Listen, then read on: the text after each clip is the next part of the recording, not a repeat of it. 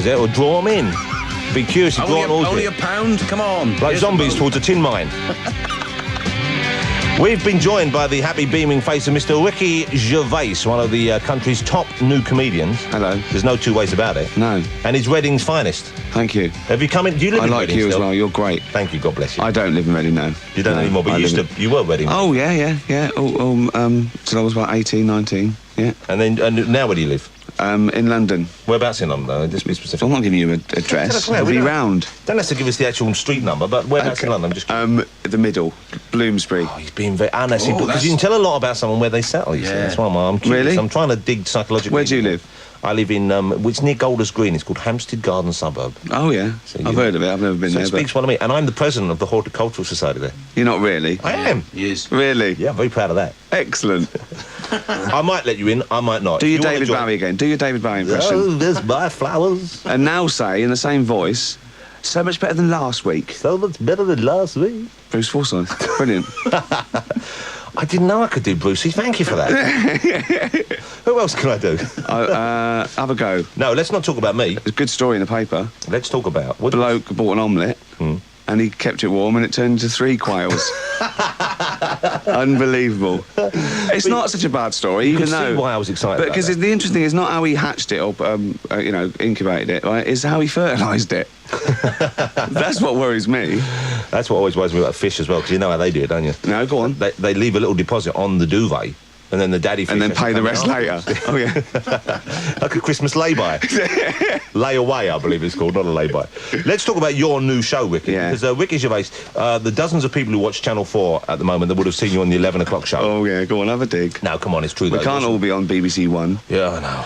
Well, there's no space. I've taken all the shows. Yeah. But you were on the 11 o'clock show, and first of all, I didn't like you at all. I thought, oh, is this... Very honest. He's a jumped-up Reading youth, and he's coming in here with his odd worldview, and then... Yeah. No flashy suits, no leopard skin. Yeah, well, he's not making the effort. No, exactly. That's not television. It's not TV. It's not the old school. But then, like a stealth bomber, you crept... Stealth bomber. A stealth bomber. There you go. Thank you. We'll be back after this. This is Radiohead. Help!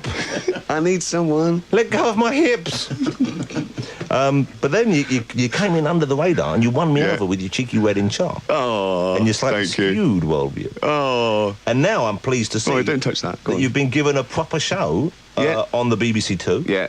On the BBC Two, yeah. Starting on Monday night, and it's called The Office. Yes. Now, they sent me a tape last week. I'll be honest with you, I haven't watched it yet. I knew you wouldn't. I knew you wouldn't. I'm so looking forward I'm to it. Jonathan Ross. Yeah. I just wing it. I don't need to watch anything. You know what I did? It's not like this show. It's not just thrown together. That took me 3 years. The least you can do is watch it.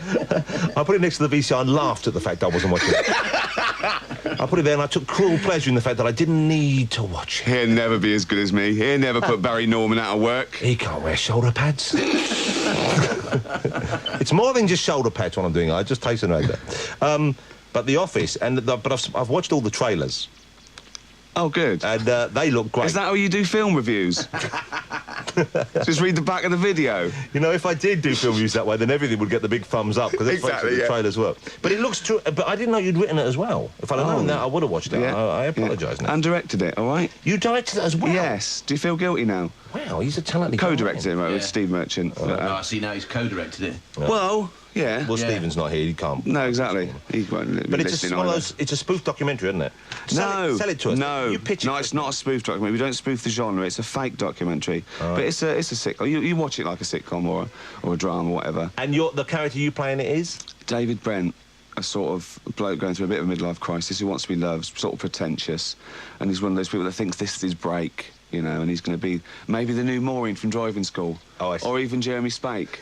The stealth, yeah. Another stealth bummer. Just comes in under there. Jonathan Ross said that. Even he doesn't know. That's how stealthy he is. Cannot be detected by radar. He doesn't even know himself. That's exactly. They all come over. I don't know what I'm doing with you in bed here, mate, but because as far as last time I checked, I wasn't that way. You don't see him coming. Let's just make it perfectly clear. Okay. This is purely in the realm of the satirical. Of course it is. And we're in no way alluding to anything that's happened. No. Featuring characters, real, living, dead. And you can do it because you're gay, and it's, you know, you're just, you know. If I were gay, wouldn't it solve so many of life's problems? Maybe I am. Maybe I just don't realise. I saw your brother on telly the other day, and he did a good joke. What was the joke? He said, my brother he was going to go into the armed forces, but he was scared of becoming a high-ranking officer. Hey!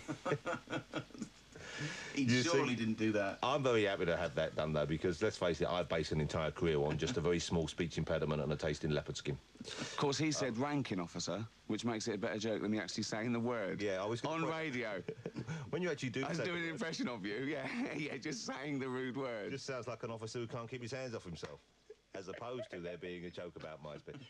Let's play a record and then we'll regroup and we'll come back fresh and ready like Jim Henman.